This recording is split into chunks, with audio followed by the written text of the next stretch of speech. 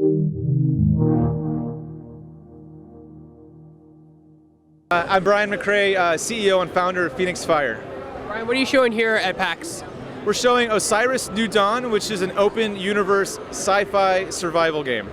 So what do you do in this game? Like, what's the scope of open world in your game? Well, it's multiplayer. We built multiplayer in from the ground up. It's persistent, and the idea is that you've crash landed on another planet near future. This is like 40, 50 years in the future. So you have to kind of pay attention to your suit. You have to pay attention to, the suit pressure, oxygen, all that kind of stuff. You're very kind of fragile. So there's actually like a horror element to it too. If somebody, if an alien scratches you or whatever, you have to, patch yourself up and whatnot. But the goal is to colonize the solar system. Kind of sounds like another game that came out recently. But so what's different about your game as far as open world? Is it procedurally generated? Is there permadeath? Okay, so none of the planets are procedurally generated. Every single one is handcrafted, which takes a long time. But what we wanted to do was to make every planet very unique, every creature very unique. In fact, every single creature, we've gone as far as we possibly can. If it's a snake-like creature, it moves completely different than something with multiple limbs. Every single planet, we don't use any proceduralism to generate the planet. The only thing that we do is, so we know where every mountain is, every crater, all that kind of stuff. So we paint that in, and then we use procedural algorithms to figure out the sediment carry and the erosion of that. That's the only place that we use any kind of procedural algorithms. Talk about the kind of enemies you'll face in the game as well as weapons to defend yourself. Yeah, so there's indigenous creatures on the planet. There's day creatures and there's nocturnal creatures that'll come out at night. When it's nighttime, the nocturnal creatures will hunt you down and attack. They'll attack you, they'll attack your base. Nighttime is very scary. It gets very dark, it rains a lot, it's very kind of spooky. During the day, we have creatures all over the world, and you could go and attack them if you want. Otherwise, they'll just be doing their thing. If you get too close, you could aggro them and they'll come and attack you. So you could kind of choose if you want to engage in that combat or not.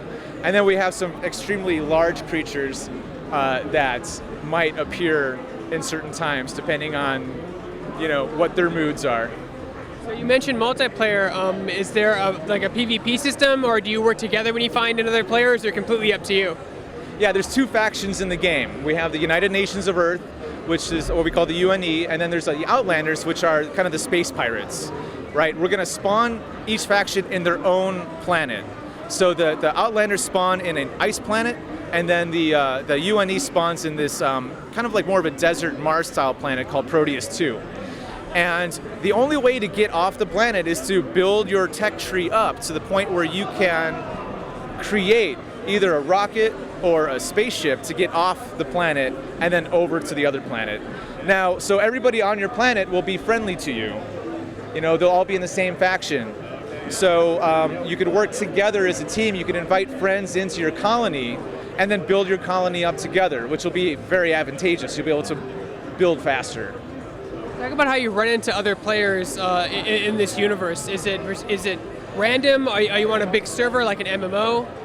Yeah, so we have a single player version of the game where you could just kind of get in, figure out the game.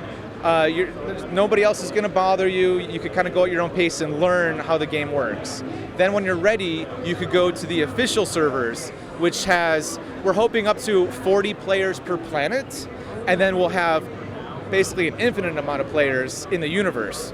There's going to be 10 different instances of the universe on the official servers, and we're looking at being able to offer players private servers as well, that you could invite only your friends into it. Can you talk about how you manage resources in the game, how you make your ship better, your base better, your weapons better? Right, so there's all kinds of different minerals. We actually have different gases and liquids that you could get too. So we kind of geeked out on all the scientific part of it, right? So you could actually build a chemistry lab where you find different gases and you could build things like plastic and stuff like that to help you build some of the more exotic vehicles and droids and spaceships. But you have droids too. And the droids have multiple microchips in the game where you could give them different kinds of commands. one of the commands you could do is to have them go out and mine for you. So you could build a whole bunch of these droids that kind of go out and find minerals and bring them back to you, so you don't have to do that. You could focus on finding new areas, getting into a vehicle and going out on a pilgrimage, or looking into a mine or something like that. In terms of size, can you talk about how big your universe is, like in a mile sense, or how big each planet is? Yeah, each planet is 60 square kilometers. So it takes, in our game, it takes about 2 to 3 hours to walk from one side to the other. So they're pretty large, and that's what we're calling a continent. Outside of the continent is this endless sort of vast, I guess, sand dune or ocean or whatever. And the plan is to have multiple continents per planet. And that's one planet, and then you go to another planet, it'll be completely different. So how are those planets procedurally generated, where you can just pick a distance and just go and then run into something, or is that pre-planned out in the universe?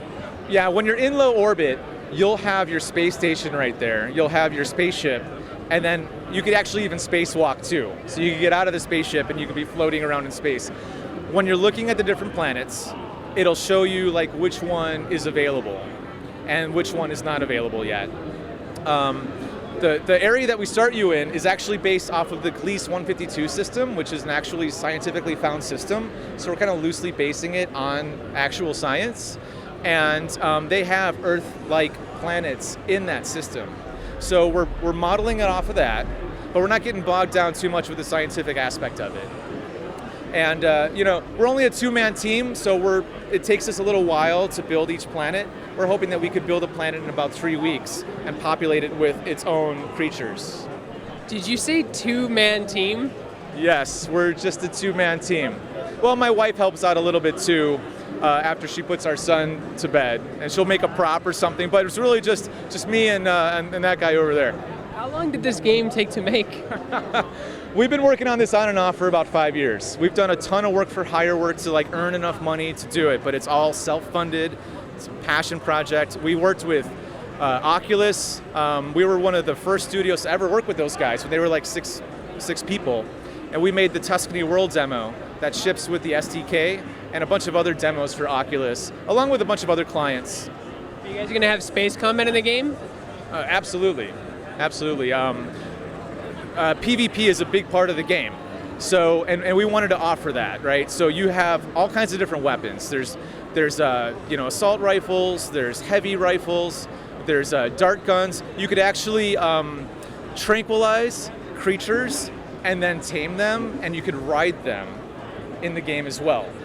So that's kind of a cool part. And you never have to worry about running out of ammo because we have a pistol that works on a recharge system. So, every time you shoot, it'll just naturally recharge. I also saw that there's some vehicles in the game, not just spaceships, but actually land vehicles as well.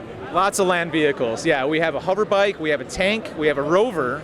Rover's cool, goes a little bit slower. You could pile a bunch of people in it, you could put your droids in it, carries a lot of inventory, but it goes over anything and you go really far with it. The tank has a lot of ammo on it. It's got a big turret, so you could mow down a lot of stuff. It's really great for like invasions and that kind of thing. Hover bike is awesome. It's just one guy could get on it. You could go a long distance really quickly. It's also armed as well.